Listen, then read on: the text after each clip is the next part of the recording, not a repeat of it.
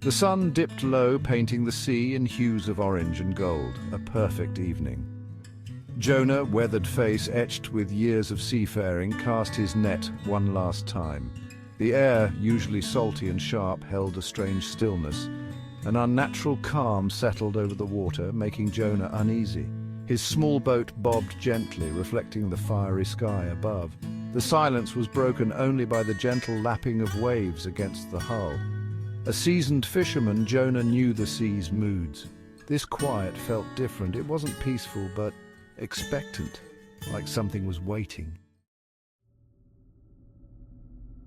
A shiver ran down Jonah's spine. The air, moments ago still and warm, grew heavy. He scanned the horizon. Not a single ripple disturbed the mirror-like surface. Then the wind shifted. A low growl rolled across the sky, sending a chill through Jonah's bones. The sea, so calm moments before, began to churn.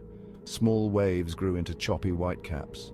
The wind howled, tearing at Jonah's clothes and whipping his hair across his face. He knew he had to get back to shore, and fast, but it was too late. The storm exploded with terrifying speed. Towering waves, black as night, crashed over Jonah's boat. Rain lashed down, blurring his vision.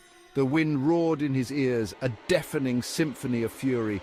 Jonah clung to the mast, his knuckles white, his heart pounding against his ribs. Fear, raw and primal, surged through him. He'd weathered storms before, but nothing like this. This was the sea's wraith unleashed.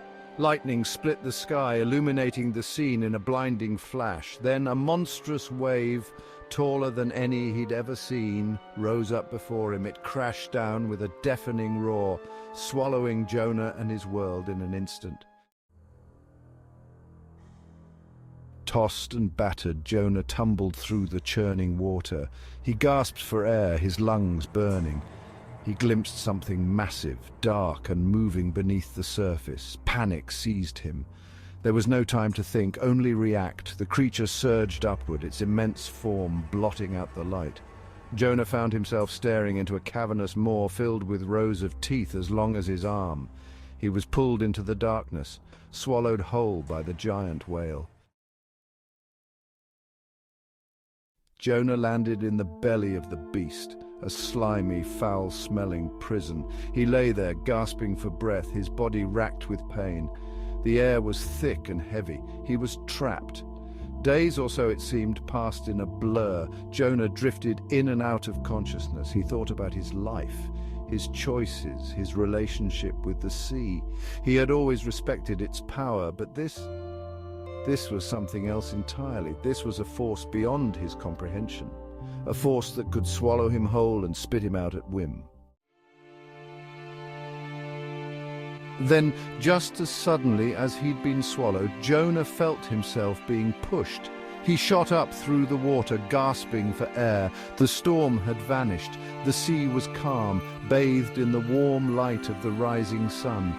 Weak and disoriented, Jonah clung to a piece of driftwood, watching as the giant whale disappeared into the depths.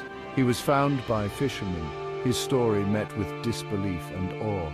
Jonah returned home a changed man. He carried the sea within him now, not just its bounty, but its terror and its mercy.